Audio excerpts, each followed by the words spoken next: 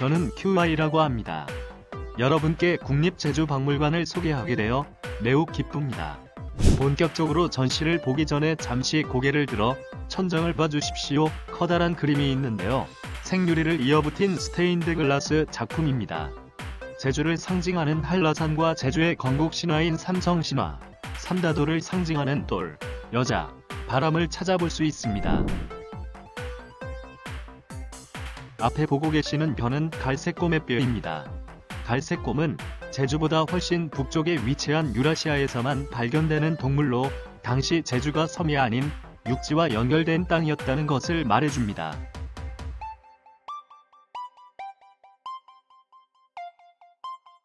앞에 있는 다양한 석기들은 서귀포시 천지연 폭포 인근에 있는 생수계 유적에서 발견된 것입니다. 이 석기들은 제주에 전하는 가장 오래된 사람의 흔적입니다. 이 토기는 우리나라에서 가장 오래된 토기 가운데 하나입니다.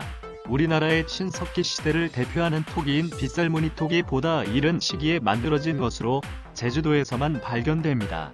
특별한 무늬가 없고 토기를 빚을 때 넣었던 식물의 흔적이 남아있는 것이 특징입니다. 신석기 시대 제주 사람들은 어디에서 무엇을 먹으면서 살았을까요? 앞에 있는 돌화살족, 곶개, 갈돌과 갈판과 같은 물건을 통해 당시 사람들이 어떻게 살았을지 조금이나마 추측해볼 수 있습니다. 청동기와 옥, 유리로 만든 장식품처럼 외부로부터 수입해야 되는 귀한 물건들도 발견되고 있어서 당시 제주에 재력과 권력을 가진 지배계층이 있었음을 알 수 있습니다. 이 유물은 사람의 주검이나 뼈를 묻는 토기 항아리입니다. 제주에서 볼 수 있는 가장 오래된 무덤의 형태 가운데 하나입니다.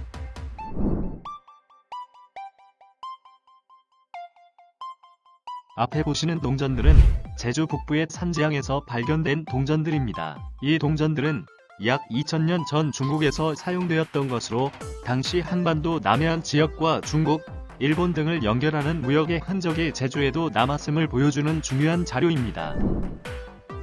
이 전시실은 고대 제주에 존재했던 탐나국을 소개하는 공간입니다.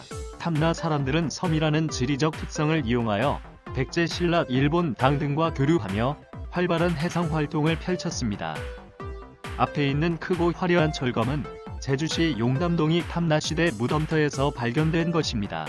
용담동 무덤터에서 발견된 이 물건들은 당시 탐나에 강력하고 특수한 지배계층이 존재했던 것을 잘 보여줍니다.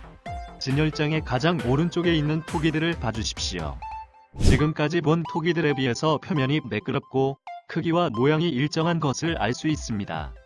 바로 탐나시대 후기를 대표하는 고내리식 토기입니다.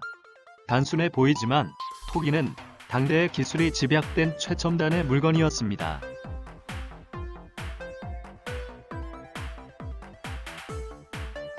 수정사터에서 발견된 석탑 부재에는 불법을 수호하는 신인 인왕상이 정교하게 새겨져 있습니다.